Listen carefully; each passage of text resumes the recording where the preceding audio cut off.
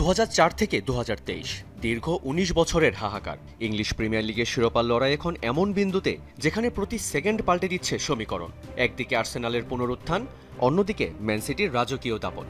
London নাকি Manchester, trophy যাবে কোন ঠিকানায়?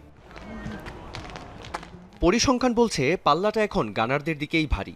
ডাটা অ্যানালিস্ট আর অপটার সুপার কম্পিউটারও রায় দিয়েছে আর্সেনালের পক্ষেই। ৭৬ পয়েন্ট নিয়ে শীর্ষে থাকা গানারদের চ্যাম্পিয়ন হওয়ার সম্ভাবনা দেখছে প্রায় ৮০%। টানা ২০৯ দিন শীর্ষে থাকার পর যে হারানো মুকুট তারা পুনরুদ্ধার করেছে তা কি এবার হাতছাড়া হবে? কে জিতবে প্রিমিয়ার লিগের শিরোপা? ইউরোপে এখন এটি কোটি টাকার প্রশ্ন। ওয়েন রুনি অবশ্য শিরোপাটা দেখছেন গানারদের হাতেই। সাবেক ইউনাইটেড তারকা তো আর্সেনাল ৫ পয়েন্টের ব্যবধানে অনায়াসেই জিততে পারে বলেও ভবিষ্যৎবাণী করেছেন।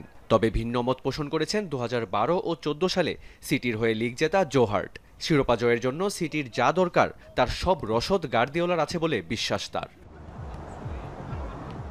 লড়াইটা এখন শুধু পয়েন্টেই নয়, লড়াইটা গোল ব্যবধানেরও। তাই তো আর্সেনালের সাবেক ফরওয়ার্ড পল মার্সন অবশ্য মনে করেন গোল ব্যবধানে যে এগিয়ে থাকবে শিরোপা তার হাতেই উঠবে। তবে প্রতিপক্ষের হিসাবে আর্সেনালকেই এগিয়ে রাখছেন সাবেক এই ফরওয়ার্ড। আবার গোল ব্যবধান বিবেচনায় সিটিকেও খুব একটা পিছিয়ে রাখছেন না ইংল্যান্ডের সাবেক footballer Jamie Redknapp.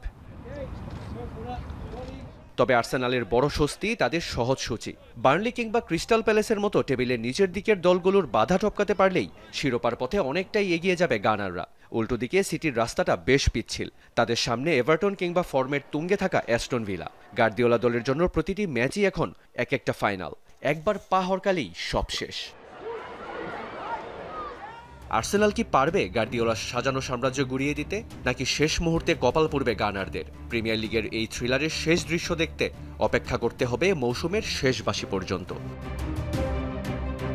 Riyan রাফতি, Jamuna sports.